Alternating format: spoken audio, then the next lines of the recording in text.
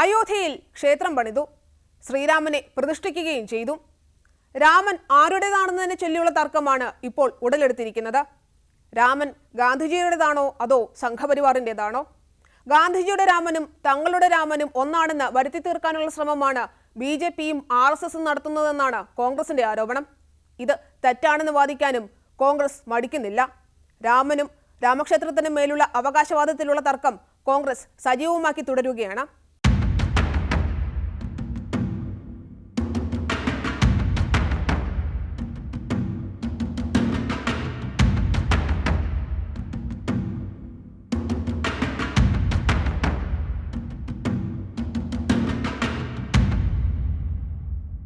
मैं अयोध्या की पुण्य भूमि पर प्रभु श्री राम से यही कामना करता हूं कि देश के जन जन की कर्तव्य शक्ति से भारत का सामर्थ्य शिखर तक पहुंचे।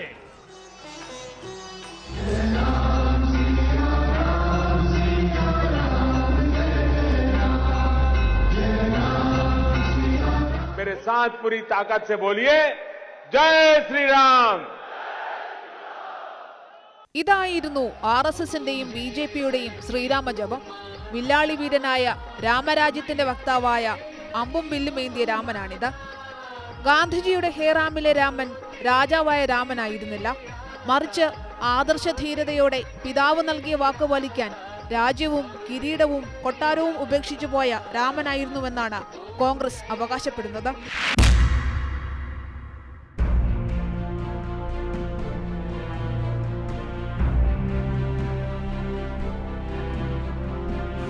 സീതയോടും ലക്ഷ്മണനോടുമൊപ്പം കാട്ടിൽ വനവാസിയായി ജീവിക്കാൻ ഉറപ്പിച്ചു പോകുന്ന രാമൻ, അതായത് സിയാവർ രാം അഥവാ സീതാരാമൻ. സിയാവർ രാമചന്ദ്ര കി, സിയാവർ രാമചന്ദ്ര കി, സിയാവർ രാമചന്ദ്ര കി. എന്നാൽ ഗാന്ധിജിയെയും വല്ലഭായ് പട്ടേലിനെയും അംബേദ്കറിനെയും നേതാജിയെയും എല്ലാം സ്വന്തമാക്കിയ പോലെ ഗാന്ധിജിയുടെ ശ്രീരാമനെയും സ്വന്തമാക്കാനാണ് BJPയും പ്രധാനമന്ത്രിയും ശ്രമിക്കുന്നതെന്നാണ് കോൺഗ്രസിന്റെ ആരോപണം.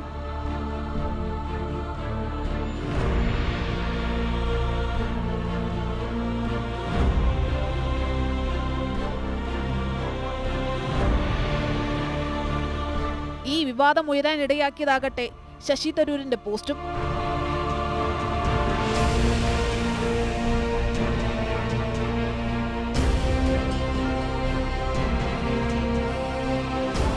അയോധ്യ പ്രാണപ്രതിഷ്ഠ ചടങ്ങിൽ പങ്കെടുക്കാനുള്ള ക്ഷണം നിരസിക്കാൻ ഹൈക്കമാൻഡിൽ സമ്മർദ്ദം ചെലുത്തിയ സംസ്ഥാനമായ കേരളത്തിലെ നേതാക്കൾക്കിടയിലാണ് തരൂരിന്റെ പോസ്റ്റ് ചെന്നുപെട്ടത്. പോസ്റ്റ് ഇട്ടപ്പോൾ മുതൽ തരൂർ മനസ്സിൽ കരുതി കാണണം, ഇത് വിവാദമാകുമെന്ന്, അല്ലെങ്കിൽ ചർച്ചയാകുമെന്ന്. പ്രത്യേകിച്ച് കേരളത്തിൽ ചർച്ചയായാൽ രണ്ടുണ്ട് ഗുണം.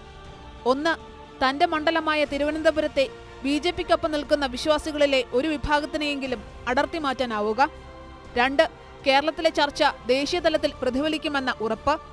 ഇതിൽ രണ്ടാമത്തേത് ശരിക്കും ഫലിച്ചു.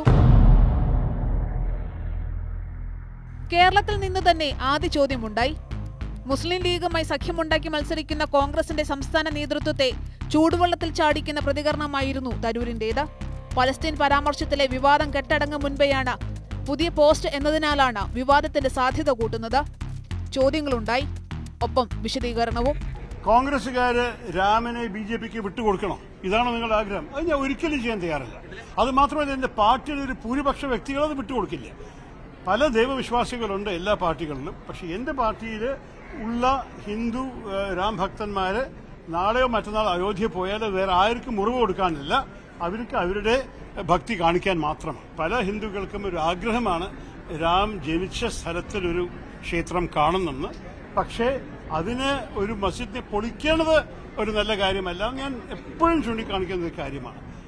പക്ഷേ ഒരേ സമയത്ത് ചിലരുടെ അഭിപ്രായമായിരുന്നു, അഥവാ മുസ്ലിം സമുദായം ഇതിന്റെ പ്രാധാന്യം മനസ്സിലാക്കിയിട്ട് അവരെന്നെ ഈ മസ്ജിദിനെ അന്തസ്സോടെ ഒരു സ്ഥലത്ത് നിന്ന് മാറ്റിയിട്ട് വേറെ സ്ഥലത്തേക്ക് ആക്കിയാൽ എല്ലാവരും സന്തോഷപ്പെട്ടിട്ടുണ്ടാവും ചോദിച്ചാൽ പല ഹിന്ദുക്കളും അത് സ്വീകരിച്ചിട്ടുണ്ടാവും. എന്റെ അഭിപ്രായത്തിൽ ഒരു രാം ജന്മഭൂമി ക്ഷേത്രം കെട്ടുന്ന വിവാദം സുപ്രീം കോടതി തീരുമാനം എടുക്കുന്നവരെ ഉണ്ടായിരുന്നു. സുപ്രീം കോടതി തീരുമാനിച്ച ശേഷം ഞങ്ങൾക്ക് അതിനെക്കുറിച്ച് ഞങ്ങളുടെ മുമ്പെടുത്ത നിലപാടിനെ പറയാനുള്ള അവകാശം നഷ്ടം ആയിപ്പോയി. പഴയ വിവാദങ്ങളെ വീണ്ടും തുറന്നിട്ട് കാര്യമില്ല. അതുകൊണ്ടാണ് നിങ്ങൾ ഏത് കോൺഗ്രസ്സുകാരനും ഇതിനെക്കുറിച്ച് വിവാദം ഉണ്ടാക്കുന്നത് നിങ്ങൾ കേട്ടിട്ടുണ്ടാവില്ലേ? കാരണം ഞങ്ങൾ പറഞ്ഞു സുപ്രീം കോടതി തീരുമാനം വന്ന് ഇനി ക്ഷേത്രം വരും. ഒരേ സമയത്ത് ഒരു മസ്ജിദും സുപ്രീം കോടതി അനുവദിച്ചിട്ടുണ്ടായിരുന്നു. അതും കെട്ടണം. ഐഡിയയിൽ രണ്ടും ഒരേ പേസ് നന്നായി വരായിരുന്നു. പക്ഷെ അത് സംഭവിച്ചില്ല. അത് പിന്നെ ഒരു ദിവസം വരുമ്പോൾ അതിനെയും നമ്മൾ ബഹുമാനത്തോടെ സ്വീകരിക്കണം.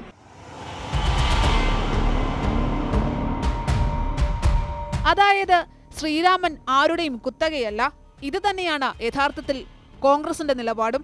സോണിയാഗാന്ധിയും മല്ലികാർജ്ജുൻ ഖർഗെയും അധിർ രഞ്ജനുമെല്ലാം പ്രതിഷ്ഠാ ചടങ്ങിലേക്കുള്ള ക്ഷണം നിരസിക്കുമ്പോൾ ഉന്നയിച്ച കാരണത്തിലും അത് വ്യക്തമാണ്. പ്രതിഷ്ഠാ ചടങ്ങിനെയല്ല, മറിച്ച് അതിനെ രാഷ്ട്രീയമായി ഉപയോഗിക്കുന്നതിനെ എതിർത്താണ് പങ്കെടുക്കാത്തത്.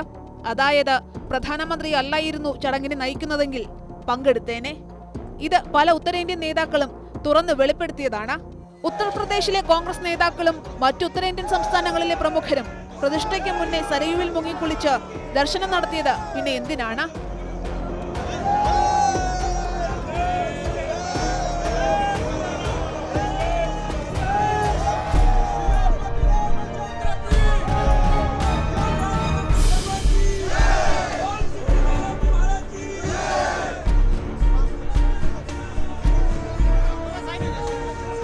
തരൂരിന്റെ വിശദീകരണം ഇതിൽ ഒതുങ്ങുന്നില്ല.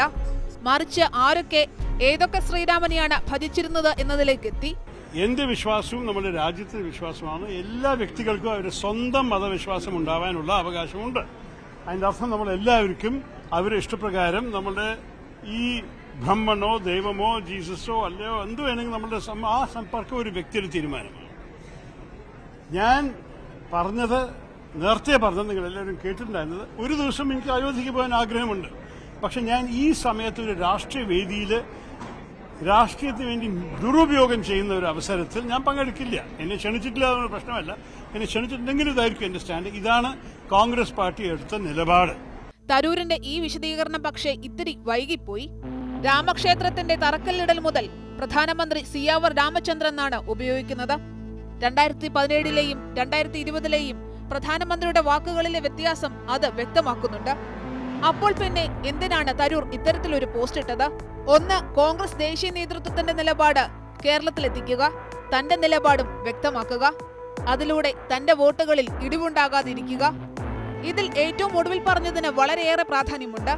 തിരുവനന്തപുരത്ത് ശശി തരൂരിന് പകരം മറ്റൊരു നേതാവാണ് കോൺഗ്രസിന് വേണ്ടി മത്സരിക്കുന്നതെങ്കിൽ വിജയിക്കാനുള്ള സാധ്യത കുറയും. കാരണം തിരുവനന്തപുരം ജില്ല എന്നത് BJPക്ക് ഇപ്പോൾ ശക്തമായ വേരോട്ടമുള്ള ഒരു ജില്ലയാണ്.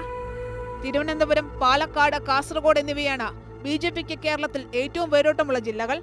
തൃശൂരിൽ സുരേഷ് ഗോപി വിജയിക്കാനുള്ള സാധ്യത കൽപ്പിക്കപ്പെടുന്നത് BJPയുടെ വോട്ട് കൊണ്ട് മാത്രമല്ല, മറിച്ച് സുരേഷ് ഗോപിക്ക് ലഭിച്ചേക്കാവുന്ന വ്യക്തിഗത വോട്ട് കൂടി കണക്കിലെടുത്താണ്.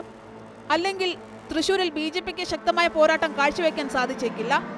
എറണാകുളത്തും ശക്തമായ സാന്നിധ്യമുണ്ടെങ്കിലും ജയസാധ്യത കുറവാണ്. ഇതെല്ലാം അറിഞ്ഞുകൊണ്ടുള്ള നീക്കമായിരുന്നു ശശി തരൂരിൻ്റെതെന്ന് പറയാം.